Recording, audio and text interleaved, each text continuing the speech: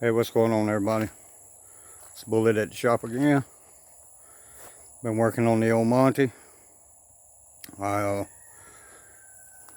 got the shop back out and got rid of all the acorns and all that crap out the intake and all off the top of the engine.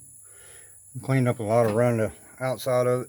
Stripped a bunch of stuff off the front so I could get to the crank bolt and stuff. But I took the plugs out of it and blew air down through the intake runners. If you can see them in there, you can blow through them one at a time and see which valves were open as it sat up. That was the ones I wanted to concentrate on the most because of moisture and trash getting in them. But I blew them out with air after I pulled the plugs, blowed them in through the plug hole and through the intake hole, and vacuumed it all out, got it all cleaned out. It's blowing clear, and did that to all the rest of the cylinders that I could. But the some of the valves are going to be, shut and stuff like that. But the plugs was kind of amazing. It amazed me. Some of you guys out there probably know what this is, but check this out. It's a RBL 8 Champion. I don't know if you can see it or not. And they're still brand new. But I never heard of that plug, and it looked real short. Real short plugs. What I needed to put in my 57 actually because of clearance issues. But yeah, I looked it up on the internet, and these plugs are actually I found 10 of them for sale.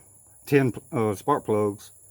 And I think they were $4 a piece, and they were vintage NOS parts from the 70s.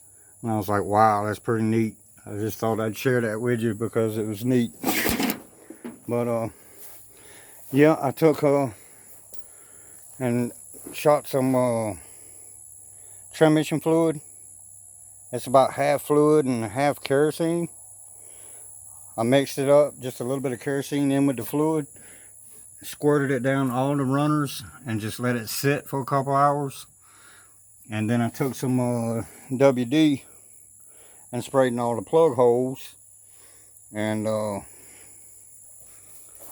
actually got the engine to rotate a full roll all the way around, rolled it all the way around, and it seems like everything's going to be okay. I didn't hear no cracking or popping from valves sticking or anything like that. But I might pull the valve covers off and just hit them with a rubber mallet to make sure any of them ain't sticking in the guides or anything. And go from there. But I looked up under it. It's got to have a new flex plate and some flex plate bolts, a starter.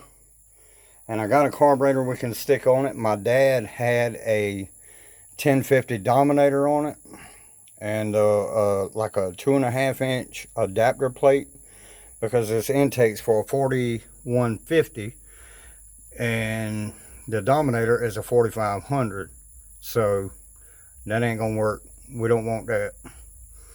So I'm gonna try to just stick anything on it to crank it up a little 650 or something. If it'll crank, that's good. If not, we're going to redo this engine. We're going to rebuild it from top to bottom all over again, and it'll be brand new when it goes back in. But I just wanted to see if it would run after all these years. And my dad corrected me. I was wrong. He said that I was mistaken. We didn't crank this car up in 90. That it was in the 80s when he parked this thing, I think in 81. And when I thought we had cranked it in 90, he said it was still in North Carolina at my grandma's house. So, that's a long time ago, and I was pretty young and stuff too. So, it is what it is. But just thought I'd clear that up. So, it's been actually sitting a lot longer, about 10 years longer than I thought it was. But, yeah, I got it where to roll. And like I said, I'm going to check the valve springs and make sure there ain't no valves sticking or retainer's going to pop out when I do fire it up, if it fires up. I got confidence in my dad.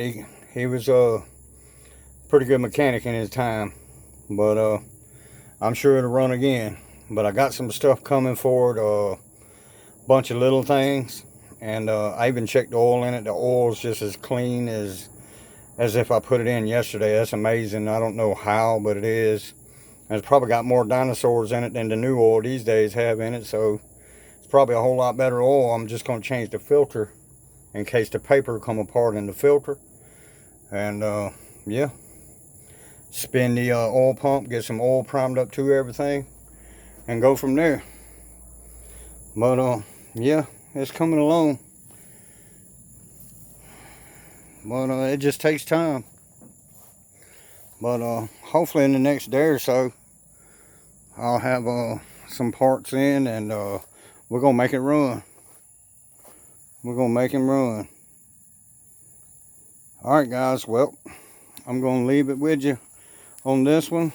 I hate for these videos to be short, but on the next video it's probably gonna be pretty long, because we're gonna have to get it up on compression stroke and spin it, and you know, put the flex plate on it, starter on it, wire it all up, and figure up all that stuff, and you know the deal. Get some fuel and carburetor and all that up in it. But yep, it's getting there. Alright, I appreciate it. And please like, share, subscribe, and hit that big thumbs up. Thanks guys. Peace out. Later.